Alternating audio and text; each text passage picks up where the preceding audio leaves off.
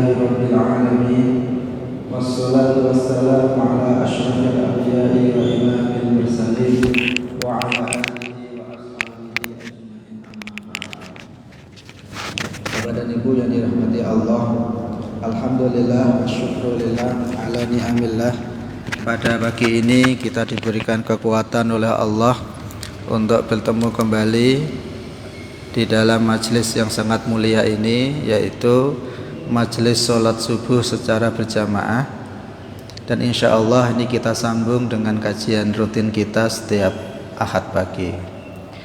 Yang kedua, sholawat dan salam marilah selalu kita haturkan kepada qudwah hasanah kita, baginda agung Rasulullah Muhammad sallallahu alaihi wasallam, biqaulina Allahumma salli wa sallim ala sayyidina Muhammad wa ala ali sayyidina Muhammad.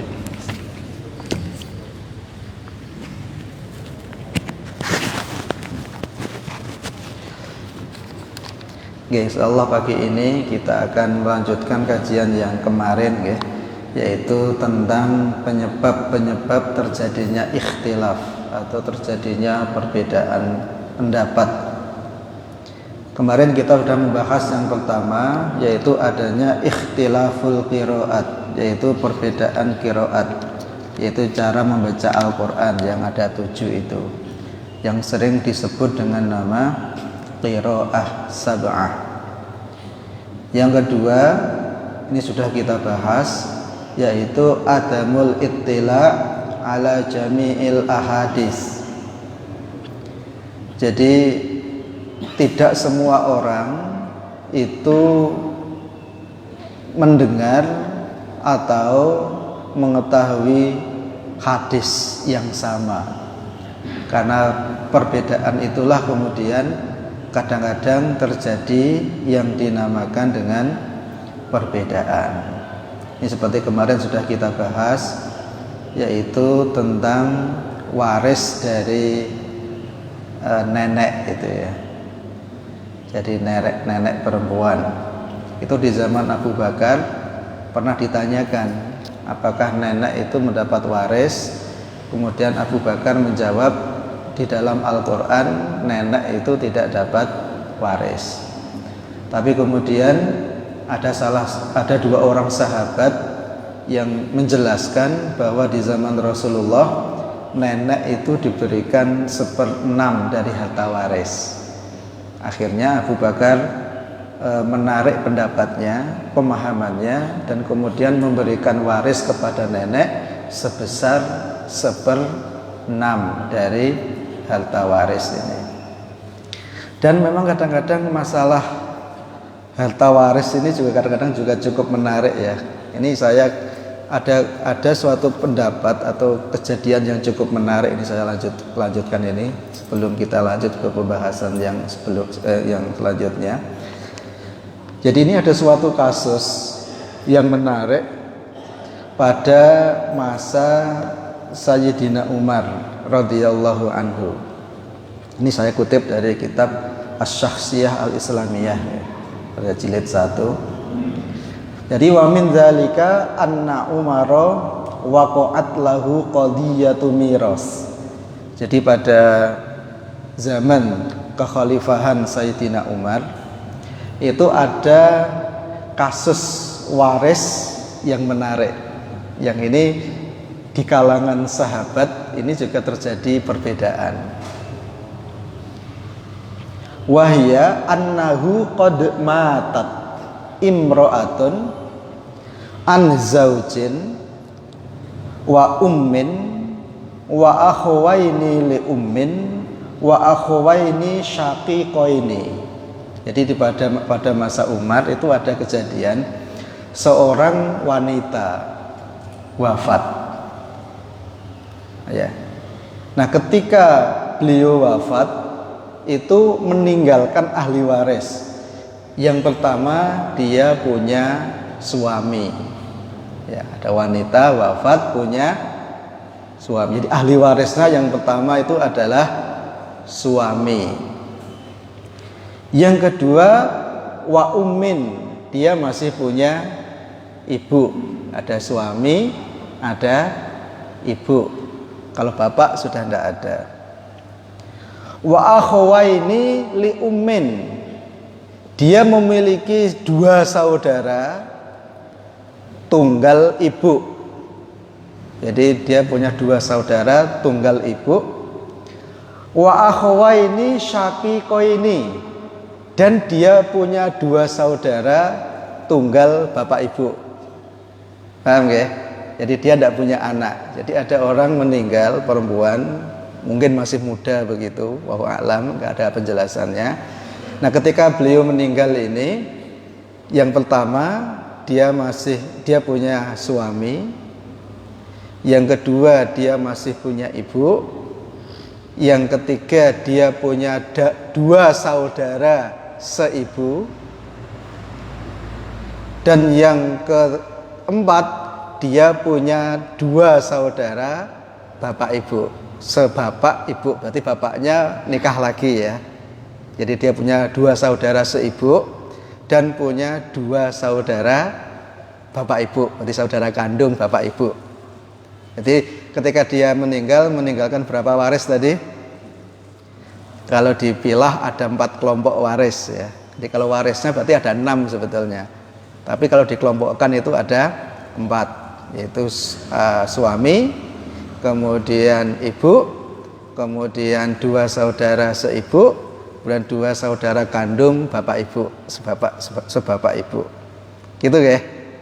Nah, di dalam Islam itu kalau membagi waris itu, nanti ketika kita bicara tentang waris, tentang ilmu waris atau ilmu faraid namanya, itu ada yang dinamakan dengan nama zawil furud dan ada yang namanya asobah.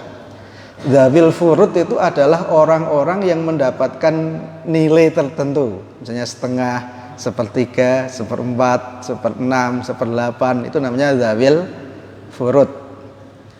Ada yang mendapatkan asobah. Asobah itu berarti mendapatkan sisa dari itu. Jadi ada yang namanya zawil furud, ada yang namanya asobah. Nah, di dalam waris itu kalau membagi waris, yang pertama kali dilakukan itu adalah menghitung berdasarkan zawil furud dulu. Caranya begitu. Nanti sisanya itu baru asobah. Nah, sekarang kita coba di zaman Umar dibagi begini. Ya, menurut Al-Qur'an faro'a fihima awalan ya. Jadi kalau menurut pembagian itu menurut Al-Qur'an ya, az-zawj nisfut tirkah. Jadi seorang suami kalau tidak ada anak itu mendapatkan setengah dari harta waris. Jadi suami kalau tidak ada anak itu mendapat setengah. Paham nggih? Setengah. Jadi dikasih setengah. Kemudian al-um as-sudus. Jadi seorang ibu kalau tidak ada anak itu mendapat 1/6. Jadi suami itu dapat setengah, kemudian ibu dapat 1/6. Kemudian al-ukhuwah li ummin, persaudaraan dari ibu, jadi saudara seibu itu mendapatkan as-sulus, 1/3. Nah, ini yang zawil furud. Oke, kita hitung lagi ya. Kita hitung agak susah ini. Suami dapat setengah, ibu dapat 1/6. Kemudian saudara seibu dapat 1/3. Masih ada satu kelompok yaitu saudara sebapak seibu. Nah, ini kalau dibagi begini, jadi coba saya mau tanya jenengan. Jadi kan setengah tambah dengan 1/6 tambah dengan 1/3, hasilnya berapa?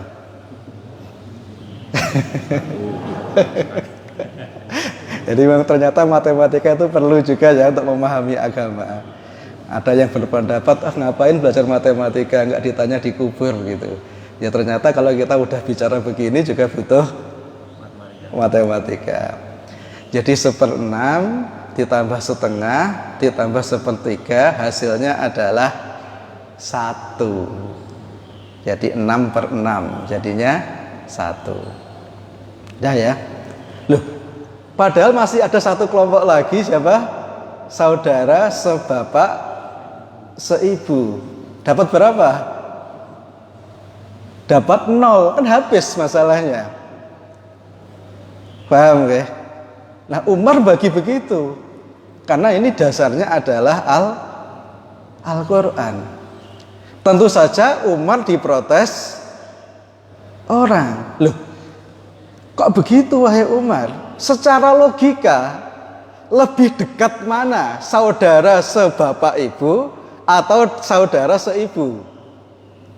Lebih dekat mana dari sisi persaudaraan antara saudara seibu dengan saudara sebapak seibu, sebapak ibu? Secara logika itu harusnya lebih dekat yang saudara sebapak ibu.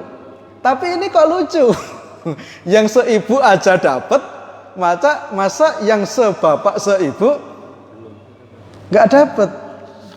Nah, akhirnya ada para sahabat yang bilang begini kepada Umar, hab, ya. Jadi ada yang bilang gini, hab anna abana khimarun. Wahai Umar, yang saudara sebapak ibu kasih aja, anggap aja bapaknya itu khimar. Seakan-akan bapaknya itu tidak ada gitu. Wah begitu ya gitu. Nah akhirnya dibagi oleh Umar begini. Apa namanya? Suami dapat separuh, ibu dapat berapa? 1/6. Nah, saudara yang sebapak ibu itu dianggap bapaknya tidak ada. Berarti yang ada adalah saudara seibu, dianggap bapaknya udah tidak ada, bapaknya khimar, dianggap begitu ya. Berarti ada 4 orang. 4 orang saudara itu dikasih dengan 1/3. Paham ya? Nah itu akhirnya begitu Umar punya keputusan begitu. Nah akhirnya semua sahabat itu menerima.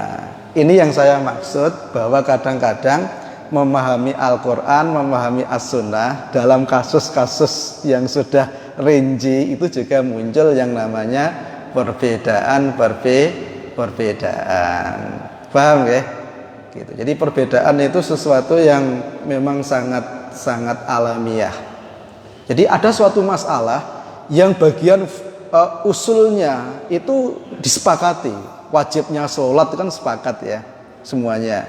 Tapi begitu nanti masuk ke bagian-bagian cabang, memang di sana itu kadang-kadang ada perbedaan dalam masalah apapun itu. Nah, kalau seandainya perbedaan itu terjadi di zaman Rasul, ketika Rasul itu masih hidup, ya memang perbedaan itu nanti bisa langsung ditanyakan kepada Rasulullah Sallallahu Alaihi Wasallam. Ya, cuma kalau seandainya Rasulullah itu sudah wafat, gimana? Nah disitulah kemudian akhirnya para ulama itu berusaha untuk menggunakan pemahaman yang menurut mereka itu paling kuat, sehingga ada yang namanya perbedaan. Ini coba saya kutipkan, ini ada kisah yang juga cukup menarik, yaitu pada surat An-Nisa ayat 101 An-Nisa ayat 101. Ini saya kutip dari kitab tafsirnya Imam An-Nawawi ya, kitab Marah Labid.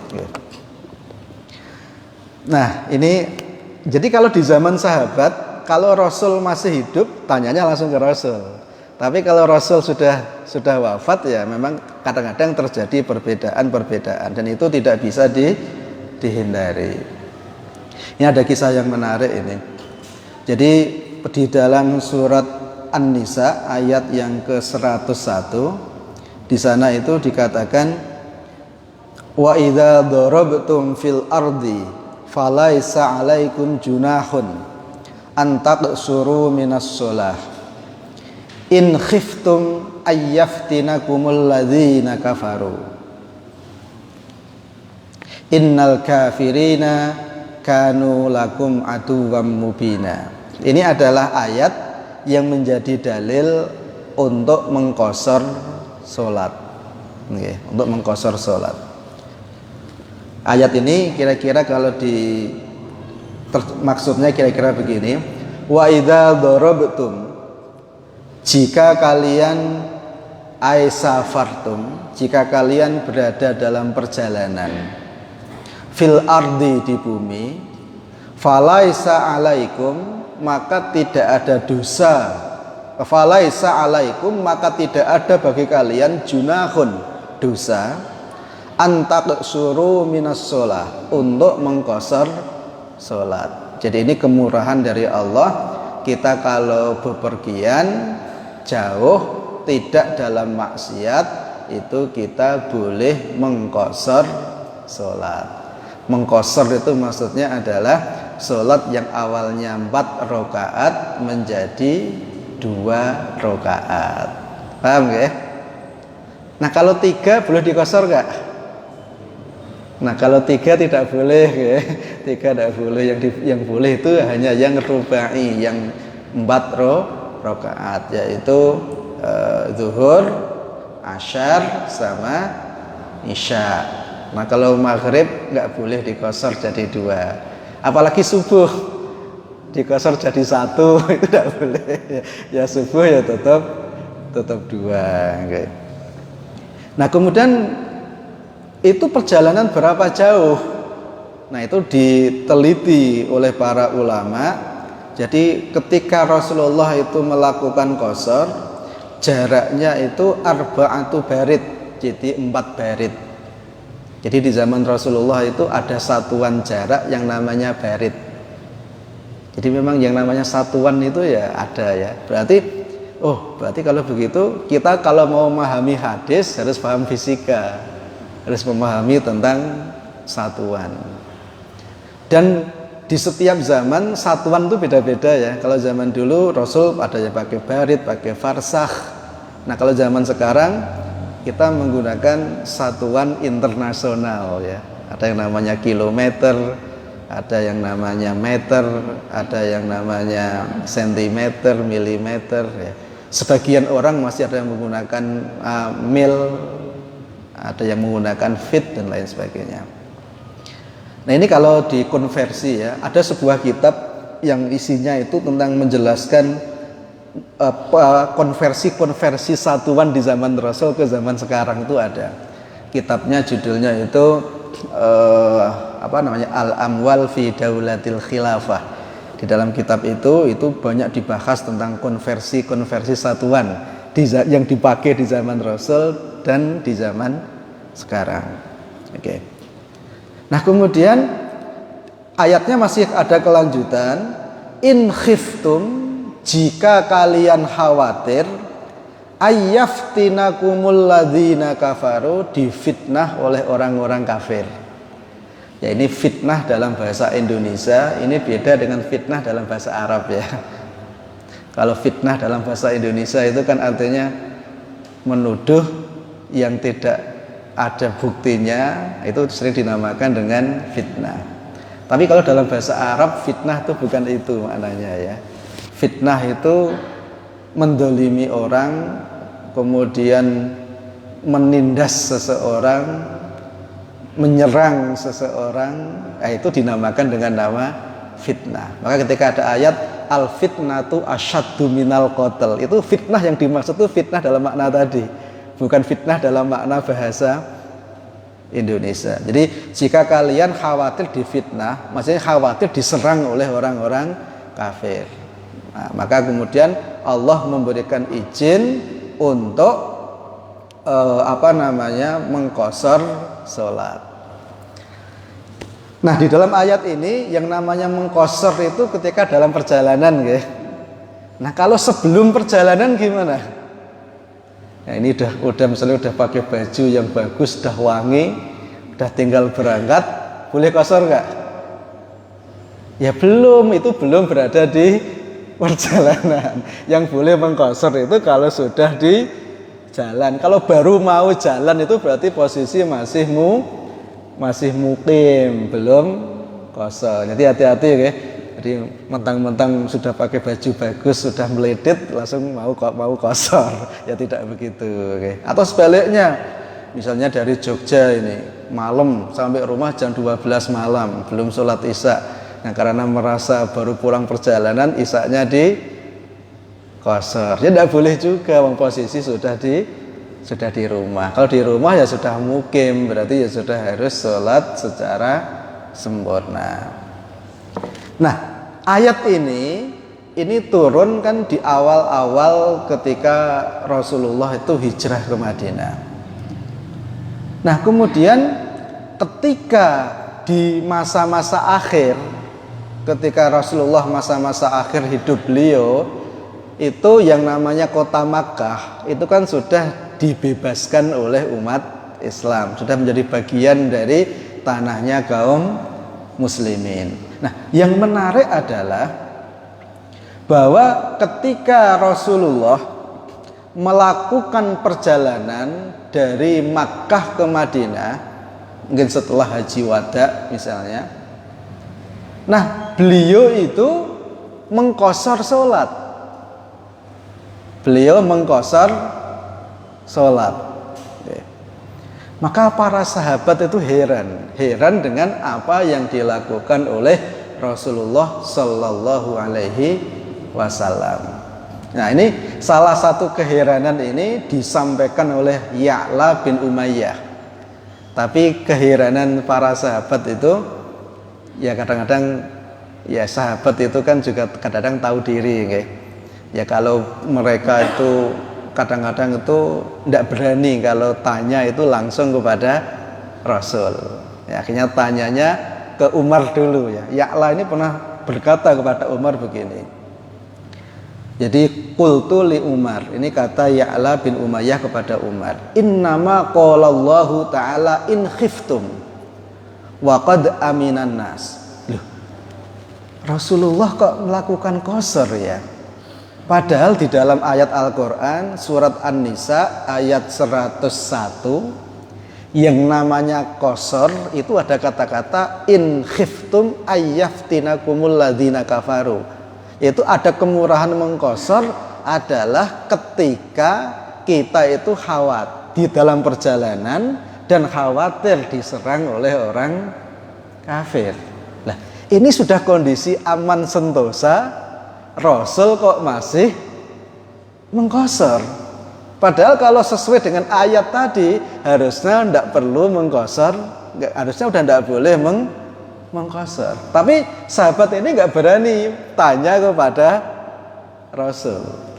Nah ketika ya, akhirnya dia itu tanyanya kepada Sayyidina Umar bin Khattab. Nah ketika Umar ditanya begitu, apa jawab Umar? Umar menjawab, qad ajibta mimma qad ajibtu mimma ajibta minhu. Nah, kalau kamu heran, maka saya juga gitu ya. Kalau kamu heran, saya juga. Gitu. Nah, tapi kan pada waktu itu Rasul masih hidup, okay. Nah, akhirnya Umar memberanikan diri bertanya kepada Rasulullah Sallallahu Alaihi Wasallam. Kemudian fasa'altu Rasulullah Sallallahu Alaihi Wasallam. Dan Umar bertanya kepada Rasulullah, kenapa engkau melakukan qashar? Padahal ini kan kondisi sudah aman. Padahal di dalam Al-Quran yang namanya qashar itu ada keterangan bahwa di sana ketika kita dalam kondisi ketakutan diserang, ini udah aman kok masih qashar. Kan Rasul menjawab, shadaqatun tasaddaqallahu biha alaikum faqbalu shadaqatahu. Jadi sholat qashar di dalam perjalanan itu adalah sedekah yang diberikan Allah kepada kalian, maka terimalah sedekahnya Allah kepada kalian tersebut. Ini jawaban Rasulullah Sallallahu Alaihi Wasallam. Sehingga seluruh ulama mazhab akhirnya menyepakati bahwa yang namanya perjalanan, baik kondisi itu takut ataupun tidak, pokoknya selama dia itu dalam kategori musafir dan sudah mencapai 4 barit, maka dia itu boleh untuk melakukan qashar meskipun tidak ada takut. Nah, penjelasan seperti ini itu tidak kita temukan di dalam Al-Quran. Justru kalau dalam Al-Quran ada keterangan in khiftum gitu. Paham ya? Ini yang kadang-kadang makanya memahami Al-Quran itu kadang-kadang nggak cukup hanya dengan Al-Quran saja, tapi kita harus juga mencari di hadis, dan itulah yang dilakukan oleh para ulama-ulama kita gitu. Makanya kalau seandainya kita itu kemudian berbeda pendapat dengan ulama-ulama kita, itu jangan cepet-cepet mengvonis, wah itu orang no dalile gitu. Bukan, tidak ada dalilnya, cuma kamu aja yang bisa jadi itu belum tahu. Jadi tidak dicantumkan dalil itu bukan berarti tidak ada dalil, okay? Karena kadang-kadang ketika ulama nulis kitab ini ditulis untuk siapa? Kalau kitab itu ditulis untuk anak-anak, untuk belajar, untuk level-level anak-anak SD, anak-anak MI gitu, ya memang tidak perlu dicantumkan dalil. Tadi kebanyakan dia itu anak-anak itu baca buku 1 halaman aja sudah harus minta lari kejar-kejaran gitu loh ya. Jadi kan mau ditulis yang pendek gitu. Jadi ketika di sana nggak ditulis dalil, itu bukan berarti tidak ada dalil gitu. Jadi kalau tidak ditulis dalilnya itu bukan berarti tidak ada dalilnya. Memang nggak ditulis saja. Kenapa nggak ditulis? Padahal ini penting ya, karena tujuan penulisan buku itu bukan ingin menjelaskan bagaimana memahami hukum itu, tapi yang penting anak itu ngerti dan menjalankan. Maka kalau kita ingin tahu dalilnya, itu biasanya dibahas di kitab-kitab yang agak tebal ya, misalnya seperti itu. Sehingga di sini memang kadang-kadang kita itu perlu punya kearifan.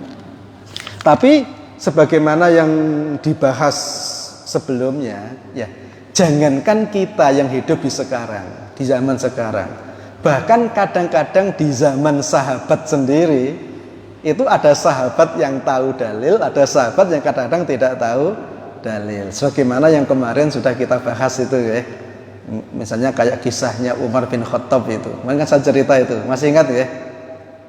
Nah, kalau enggak saya ulangi sedikit ini. Jadi pada masa Umar bin Khattab itu kan ada orang bertamu, betul ya? Masih ingat ya? Bertamu. Nah itu salam 3 kali. Assalamualaikum. Enggak dijawab oleh Umar. Salam lagi. Assalamualaikum. Enggak dijawab. Assalamualaikum. Enggak dijawab. Nah, akhirnya setelah enggak dijawab, beliau pulang. Nah bisa jadi Umar itu kan sedang mandi atau sedang ada urusan dengan istrinya. Nah begitu Umar sudah siap menerima tamu, beliau keluar, ternyata tamunya sudah tidak ada. Tapi mungkin Umar mengenali ini suaranya siapa. Ini suaranya sahabat A itu. Akhirnya diparani. Tanya Umar, kamu ada masalah apa dengan saya? Tadi kamu salam-salam, belum saya jawab kok sudah pulang. Gitu. Nah akhirnya sahabat ini bilang, gini wahai Umar, saya melakukan itu karena aku mendengar Rasul bersabda, jadi ketika kalian bertamu sudah salam sebanyak 3 kali, maka pulang, jangan dipaksakan untuk tetap salam gitu. Loh, aku kok nggak pernah mendengar hadis seperti itu. Kamu jangan ini loh ya, jangan membuat-buat atas nama Rasul ya. Kebetulan Rasul sudah wafat pada waktu itu ya. Kamu jangan membuat-buat atas nama Rasul. Kamu kalau terbukti membuat-buat atas nama Rasul, kamu bisa dapat hukuman yang serius itu. Jadi kamu berbohong atas nama Rasul. Mana buktinya atau siapa saksinya kalau Rasul itu pernah mengatakan hal seperti itu? Jadi ternyata orang sekelas Sayyidina Umar yang sehari-hari hidup bersama Rasul itu tidak tahu kalau ada hadis tentang hal itu. Nah, akhirnya sahabat ini ya cemas dia. Nah, akhirnya dia ketemu dengan sahabat yang lain yang alhamdulillah juga pernah mendengar hadis yang serupa. Akhirnya disampaikan kepada Umar. Nah, akhirnya Umar baru percaya kalau memang Rasulullah pernah mengatakan hal seperti itu. Paham ya? Jadi memang hadis itu kan jumlahnya kan jutaan ya. Jutaan. Ya kadang-kadang ada kita yang tahu, ada yang kita yang tidak tahu. Nah kadang-kadang karena perbedaan-perbedaan memahami hadis atau menemukan hadis itu, itulah yang kemudian memunculkan yang namanya perbedaan. Nah sekarang saya ternyata nggak jadi membahas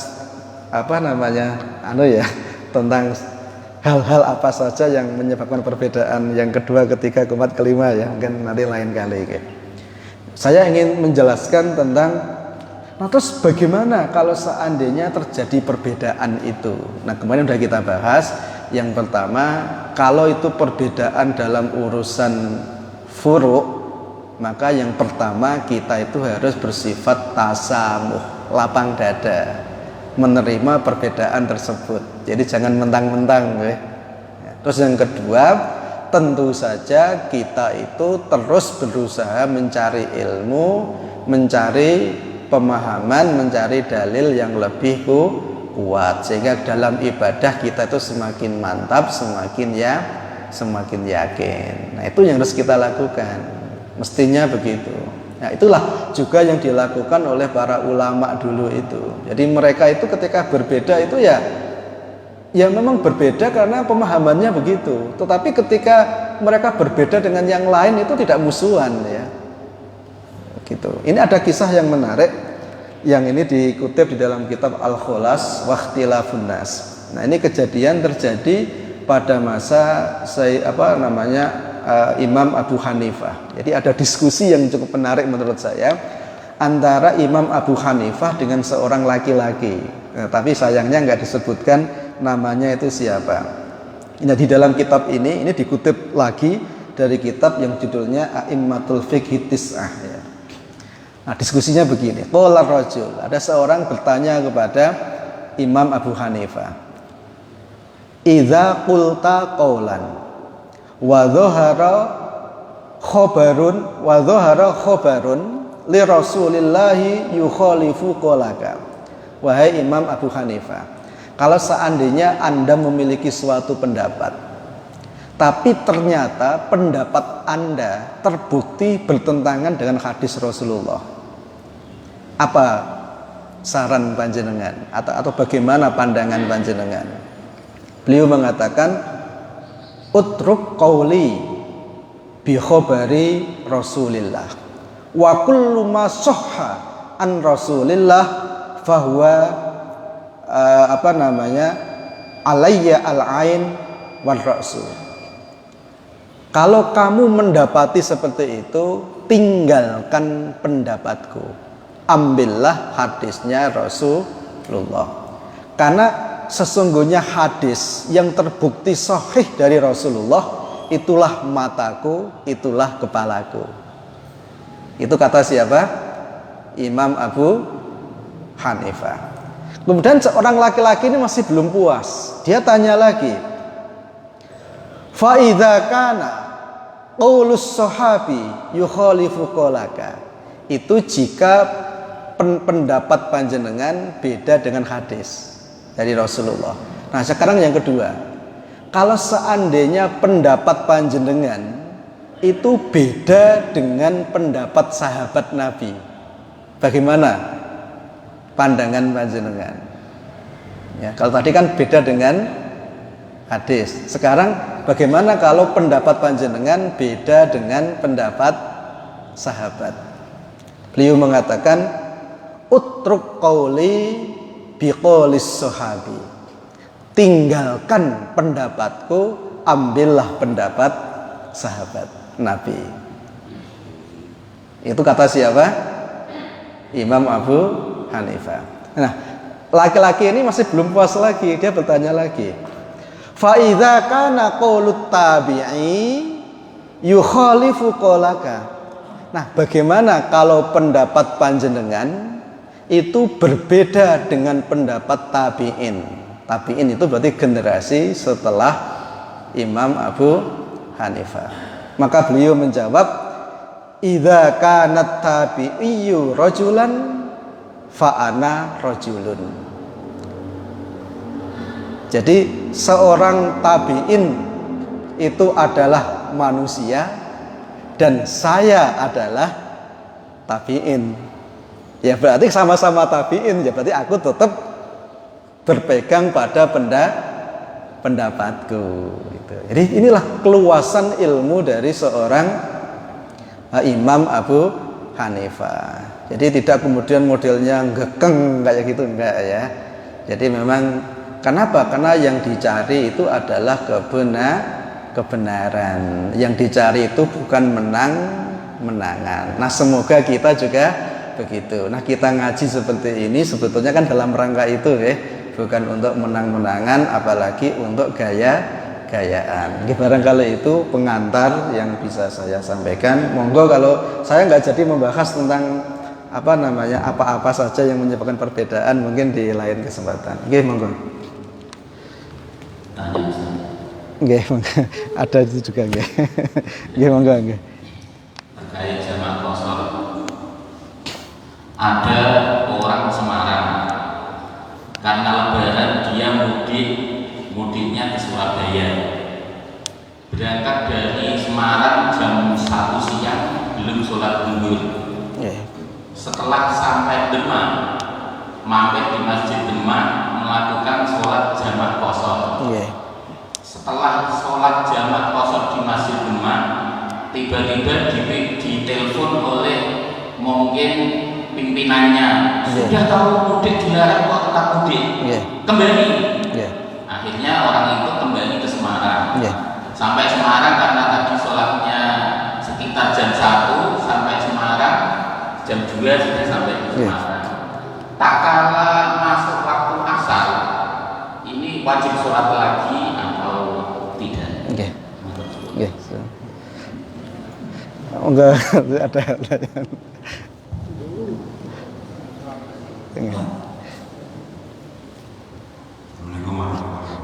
Waalaikumsalam warahmatullahi wabarakatuh. Saya menanyakan masih mengenai jamak kosor. Nggih. Saya tinggalnya di Semarang. Nggih. Habis ngasar saya ke Klaten. Nggih. Lantas nanti jatuh di sana tempat tinggal orang tua. Nggih. Antara maghrib dan isya. Nggih. Itu misalnya saya jamak kosor atau misalnya ketika jatuh tempo waktu isya. Lantas sehari kemudian saya balik ke Semarang. Sekitar jam 11. Jam 11 dari Klaten sudah sampai Ungaran. Di Ungaran sudah ada zuhur. Nah, zuhur itu saya lakukan jamak kosor dengan asar atau sendiri-sendiri. Nggih. Assalamualaikum warahmatullahi wabarakatuh. Waalaikumsalam warahmatullahi wabarakatuh. Tadi Ustaz Hasan juga mau tanya nggih. Assalamualaikum warahmatullahi wabarakatuh. Waalaikumsalam warahmatullahi wabarakatuh. Izin menanyakan Pak Yai, tadi Pak Yai menerangkan tentang hak waris. Hak waris itu apakah paten? Karena yang namanya waris itu ada yang mengatakan kalau laki-laki itu mikul, kalau perempuan hidup. Sedangkan ada orang tua kadang mempunyai kebijaksanaan membagi kepada anak-anaknya putri-putrinya, sehingga ada yang sudah mampu tidak dikasih. Jangan sampai nanti anak cucunya itu menuntut. Nggih. cucunya. Nah, karena pengalaman yang kemarin itu ada di Solo dihibahkan kepada rumah sakit, ternyata rumah sakit itu sudah berkembang baik, akhirnya putra putrinya itu Nggih. akhirnya terbengkalai. Nggih. Nah, terus ada lagi yang kedua, ini ada Jawa kalau anak laki itu menempati rumah keprabun, sedangkan anak-anak yang lain itu diberikan sudah dikasih tapi tidak ingat, apakah itu bisa untuk kembali? Terima Ya. kasih. Wassalamualaikum warahmatullahi wabarakatuh. Waalaikumsalam warahmatullahi wabarakatuh. Ustadz Hasan nggih. Terima kasih. Menyambung pertanyaan ketiga yaitu masalah waris. Tadi kasus yang disampaikan adalah seorang istri yang meninggal dan tidak punya anak. Ya, pembagiannya seperti yang saya sampaikan tadi, yaitu suaminya separuh dan seterusnya. Sekarang kasusnya kalau yang meninggal adalah lakinya, laki-laki, dan laki-laki itu tidak punya anak. Sama kasusnya, dia tidak punya anak, berarti dia masih punya ibu dan punya saudara. Bagaimana harus menyelesaikan itu bagian? Karena tadi hanya dikasih contoh kasus yang istri yang meninggal. Sekarang kalau suaminya yang meninggal. Terima kasih. Nggih. Ampun nggih. Nggih, ini kebetulan pertanyaannya masalah teknis nggih. Dan mungkin nanti kita sampai maksimal jam 6 nggih. Semoga dalam waktu yang singkat bisa menjawab. Tapi memang wilayah-wilayah seperti ini itu kadang-kadang memang di kalangan ulama itu terjadi perbedaan-perbedaan ya. Bahwa kebolehan mengqashar itu dasarnya kan Al-Qur'an sebagaimana yang tadi kita pahami. Sehingga para ulama itu muttafaq alaih bahwa mengqashar di dalam perjalanan itu memang bagian dari syariatnya Allah Subhanahu wa taala.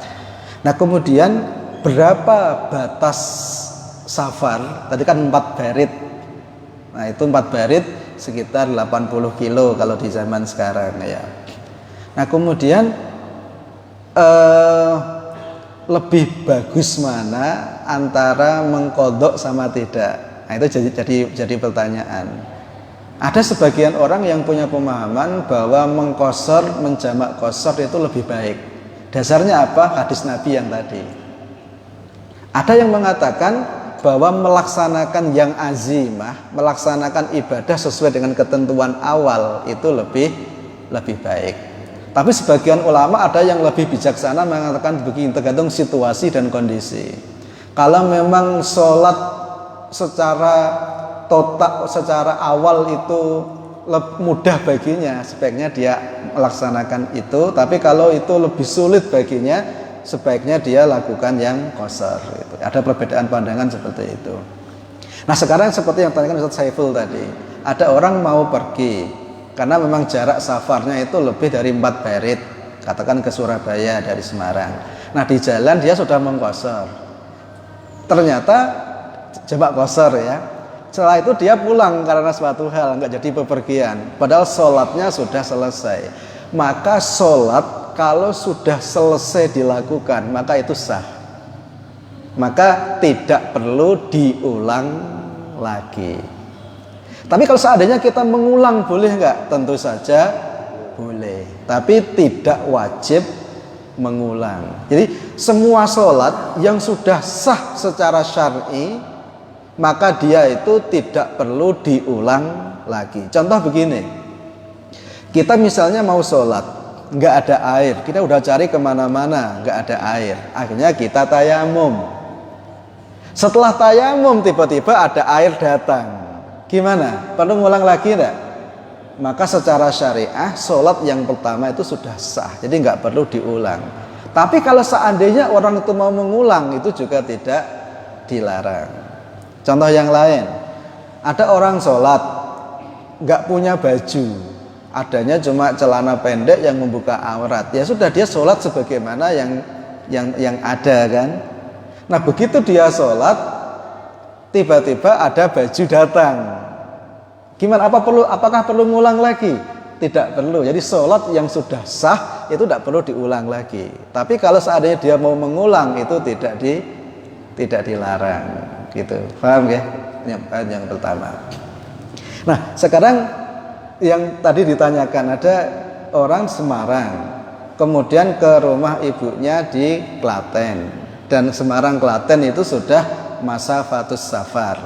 Apakah kita itu boleh mengqashar? Nah, secara syariah itu boleh mengqashar, boleh menjamak, boleh mengqashar. Tapi kalau mau tidak, ya nggak apa-apa juga. Saya itu malu dengan Allah. Masa sih kayak gini aja harus minta diskon gitu ya.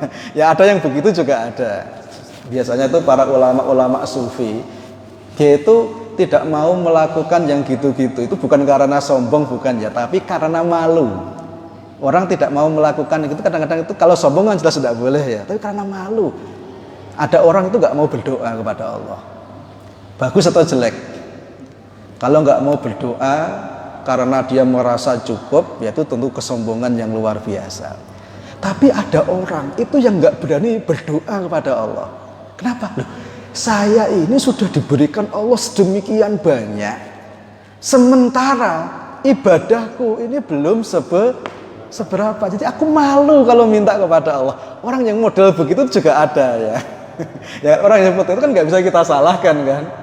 Ya, beda kalau dia nggak mau doanya karena sombong, dia merasa segalanya bisa diatasi dengan dirinya, itu kesombongan. Tapi ada yang begitu gitu. Maka kalau jenengan dari Semarang ke sana sudah masa fatul qashar, masa fatul jam'in, ya berarti sudah bisa jamak, sudah bisa qashar. Nah, tapi kan itu kan rumah ibu saya. Nah, mukim itu dihitung yang mana? Mukim itu dihitung niat kita. Jadi seperti saya ini sebetulnya orang Kudus aslinya. Saya tinggal di Semarang. Tapi saya niatnya itu mukim di Semarang. Maka kalau saya ke Kudus, posisinya itu adalah safar. Ya. Tapi Kudus itu nggak sampai 4 barit, jadi nggak boleh qashar. Ya. Tapi kalau seandainya jauh ya itu. Tapi kalau memang kita itu, nah ini berapa lama kita itu bisa menjamak dan mengqashar? Itu para ulama beda pendapat. Kalau Imam Syafi'i punya pandangan bahwa batas kita itu bisa menjamak dan mengqashar itu adalah 3 malam, 3 hari, 3 malam. Jadi kalau sudah lebih dari 3 hari, 3 malam, maka posisi kita di situ itu sudah disebut dengan mukim. Maka kalau kita itu pergi dari sini ke Surabaya sudah seminggu, ya, maka setelah 3 hari itu kita sudah dianggap mukim di sana, sehingga tidak boleh lagi kita itu melakukan qashar lagi. Itu menurut pemahaman Imam Syafi'i. Nah, sebagian ulama yang lain punya pandangan begini. Ada yang cuma sehari semalam. Ini sebagaimana yang difahami oleh Jadi kalau Imam Syafi'i, Imam Malik itu adalah salah satu ayyamin bilayalihinna. Ada yang cuma memahami sehari semalam, ada ulama yang punya pemahaman begini, bahwa sebetulnya tidak ada dalil sharih yang mengatakan batas untuk jamak dan qashar 3 hari 3 malam itu tidak ada. Bahkan para ulama punya pemahaman bahwa Rasul ketika sedang haji wada di Makkah selama beberapa hari, Rasul itu juga selalu melakukan jamak dan qashar. Sehingga ada sebagian ulama yang punya pemahaman selama kita itu di sana niatnya memang masih safar, maka selama itu pula kita itu boleh melakukan jamak dan qashar. Jadi misalnya kayak begini, kita ke Jakarta, ada suatu urusan. Nah, selama seminggu itu belum selesai. Nah, baru selesai setelah 2 minggu. Maka selama 2 minggu itu tetap dinilai sebagai safar. Jadi ada terjadi perbedaan ya. Paham ya kira-kira ya? Tapi kalau menurut Imam Syafi'i, dan kalau seandainya kita ini selama ini memang dalam hal ibadah mengikuti Imam Syafi'i, beliau itu batasnya 3 hari 3 malam. Paham ya kira-kira ya? Termasuk tadi kalau kita mau perjalanan, misalnya kita sampai di Bawen di waktu maghrib, kita jamak dengan isya, boleh nggak? Boleh, karena kita berada di dalam safar.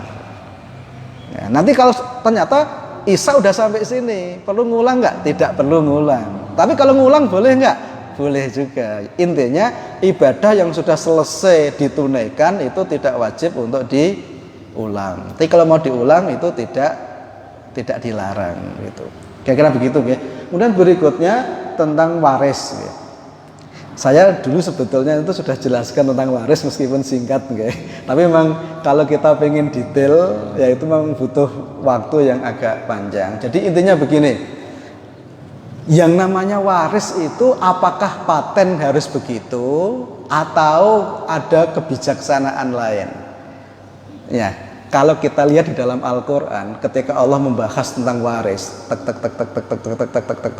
Jadi ayat yang paling detail di dalam Al-Qur'an itu adalah ayat tentang waris. Tidak ada penjelasan yang lebih detail di dalam Al-Qur'an kecuali tentang waris.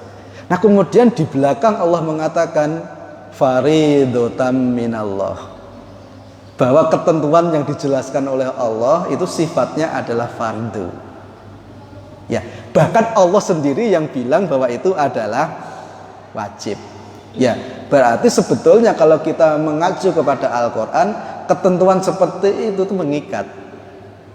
Baku. Jadi kita tidak boleh berimprovisasi. Nah, kalau kita berimprovisasi gimana? Dalam hal yang sudah ditentukan oleh Allah, ya secara agama ya berarti kita berbuat dosa. Kan begitu. Kalau dengan adat bertentangan gimana? Ya kalau bagi orang Islam, orang beriman ya mestinya Al-Qur'an itu lebih didahulukan daripada adat. Ini yang kita juga harus hati-hati. Nah, kalau kita paksa dibagi menurut adat bukan menurut Al-Qur'an, berarti ada orang-orang yang makan harta haram. Jadi konsekuensinya panjang gitu. Itu poin pertama gitu. Sehingga kita harus hati-hati dalam urusan waris ini. Terus yang kedua, ada orang tua dengan kebijaksanaannya membagi warisnya begini, begini dan begini. Nah, ini saya jelaskan ya. Jadi memang definisi waris orang dalam bahasa Indonesia itu kadang-kadang beda definisi waris dengan orang Arab dengan bahasa syariat ya. Saya sering jelaskan itu ya. Saya sering jelaskan itu. Jadi begini. Kalau orang Jawa memahami waris itu kan apa saja yang diperoleh dari orang tuanya. Itu dinamakan warisan gitu ya. Tapi sebetulnya menurut syariat itu bukan begitu yang namanya waris. Waris itu adalah harta yang ada yang ditinggal mati. Itu namanya waris. Paham ya? Nah, kalau misalnya ada orang tua masih hidup, kemudian kamu tak kasih rumah ini ya, Nduk, gue tak kasih tanah ini ya, gue tak kasih ini ya, itu namanya bukan waris. Itu namanya adalah hibah. Nah, kalau yang namanya hibah ya tergantung yang ngasih gitu. Itu namanya hibah. Meskipun kalau dalam lisannya orang Jawa, ini tanahku ini warisan saka bapak kok ya. Itu kan pernyataannya orang Jawa. Itu sebetulnya itu bukan waris, itu adalah hibah. Nah, kalau hibah ya terserah orang tua yang ngasih, kan begitu. Paham ya? Tapi kalau beliau wafat dalam posisi harta benda belum dibagi, itulah yang namanya waris. Nah, yang namanya waris harus dibagi sesuai dengan ketentuan Al-Qur'an. Paham ya? Kira-kira begitu. Nah, kemudian tadi Ustadz Hasan menanyakan terus bagaimana? Tadi kan yang istri yang meninggal. Nah, kalau yang suami yang meninggal bagaimana? Ya intinya sama. Cuma nanti dzawil furudnya itu beda. Ya. Jadi kalau istri meninggalkan suami, tidak punya anak, itu kan dapat setengah. Kalau ada anak dapat 1/4. Nah, kalau yang meninggal suami ada istri, kalau tidak ada anak, saya terus terang lupa persisnya nih. Kalau nggak salah itu dapatnya 1/4, kalau ada anak dapatnya 1/8. Dzawil furudnya kalau tidak salah begitu. Tapi saya terus terang juga sudah lama nggak mengkaji ulang buku tentang waris, jadi saya tidak lupa persisnya. Tapi yang saya ingat kalau istri itu dapat 1/4, kalau tidak ada anak, kalau istri meninggalkan suami, kalau tidak ada anak dapat setengah, kalau ada anak dapat 1/4. Kalau suami meninggalkan istri kalau tidak ada anak dapat 1/4, kalau ada anak dapat 1/8. Kalau tidak salah ya. Nanti kita cek lagi. Sementara jawaban saya seperti itu. Nyuwun ngapunten kalau ada yang kurang. Oke, barangkali itu nggih, ini udah jam 6 ternyata, jam 6 persis. Nggih, semoga ada manfaatnya. Tentu kemudian terkait dengan masalah apa saja yang menimbulkan perbedaan, insya Allah kita bahas di pertemuan yang akan datang. Nggih.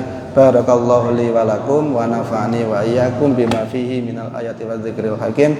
Innahu huwas samiul alim. Wassalamualaikum warahmatullahi wabarakatuh.